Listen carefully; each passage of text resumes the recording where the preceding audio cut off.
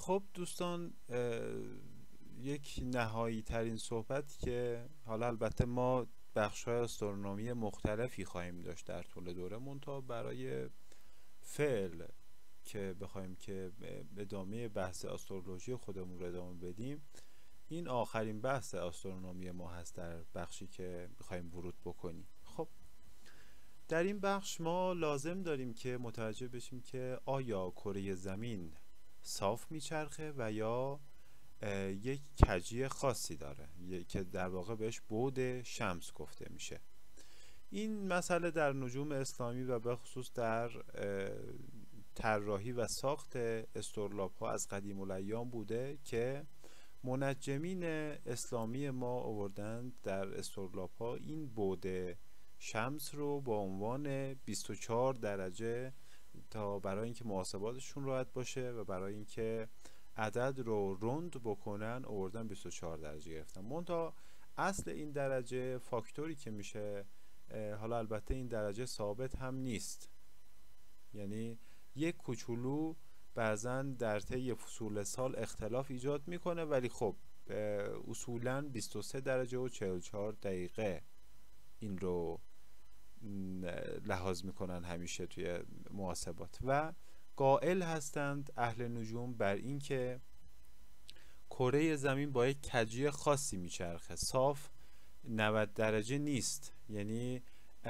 با یک کجی خاصی این حرکت رو داره که حالا من یک تعداد تصاویری آماده کردم که این حرکت رو با هم دیگه نگاه بکنیم. خب نسبت به این تصویری که مشاهده میکنید، کره زمین حالا با توجه به اینکه در مدار خودش داره حرکت میکنه،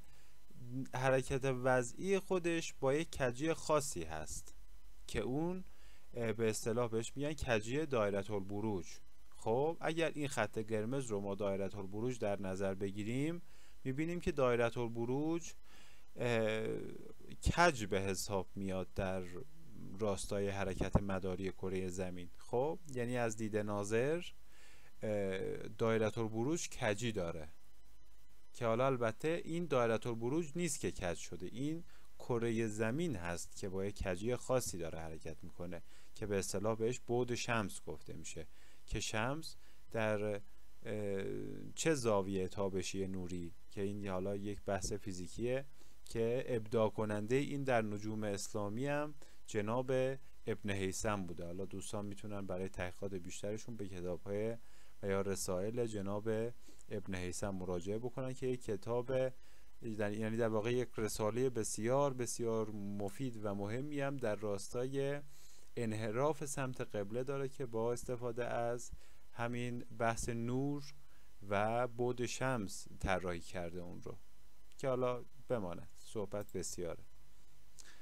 و یک مسئله دیگری هم وجود داره که اینکه آیا مسیری که کره زمین داره طی دور خورشید میچرخه آیا این دایره هست یا بیضیه، که بر اساس محاسبات داده‌ای که 23 درجه و 44 دقیقه هست برای چرخش کجی کره زمین، اهالی علم استرونومی بر این باور هستن که دایره نمیچرخه، چرا که اصلا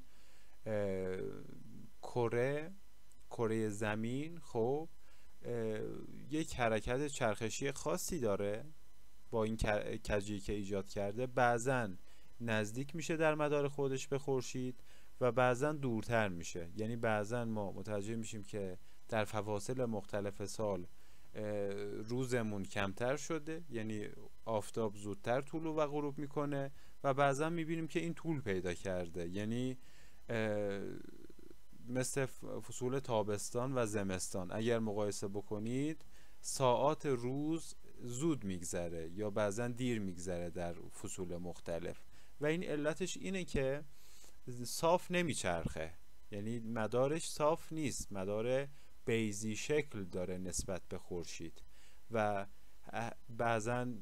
سرعتش کم میشه بعضا بیشتر میشه، که حالا صحبت در جلسات فصلهای بعدی آموزشمون در این خصوص که چگونه حرکت میکنه یا با چه سرعتی، این یکی از بحثاییه که بعداً صحبتشو خواهیم کرد. که حالا در این تصویر هم مشاهده میکنید که این کجی چگونه لحاظ شده. یک تعدادم همینطور کلیپ هایی رو آماده کردم که دوستان متوجه این حرکت کجی 23 درجه و 44 دقیقه بشن که این رو با هم دیگه درک بکنیم. خب یک موضوع دیگری هم هست، با اینکه تصویر یکم کیفیتش رو از دست میده ولی خب مجبورم که این صحبت رو انجام بدم. صحبت اینه که فلک حرکتی که کره زمین در اون داره انجام میده نسبت به کجی که در این مدار سبز رنگ مشاهده میکنید، خب چهره‌ای که دیدی که به چشم ناظر میده، خب از دایره البروج همین حرکت هاییه که بعضن یک طالع رو یعنی طالع وقت رو بعضی هاشون رو درازتر میکنه، یعنی حدود طلوع یک برج رو به عنوان حرکت وضعی زمین درازتر میکنه و بعضا کوتاهتر میکنه. علت این که طالع وقت ها همشون در یک زمانی طلوع و غروب نمیکنن یک شمینه که حالا با توجه به این که چه تعداد از صور رو در خودشون دارن اون بماند. صحبت اینه که نسبت به حرکت کجی که داره انجام میده بعضا ممکنه از دید چشم ظاهربین من و شما نسبت طلوع و غروب طالع هایی که ما در چارت قراره بررسی بکنیم اینها حدودشون رو حالا زیاد و یا کم میکنند.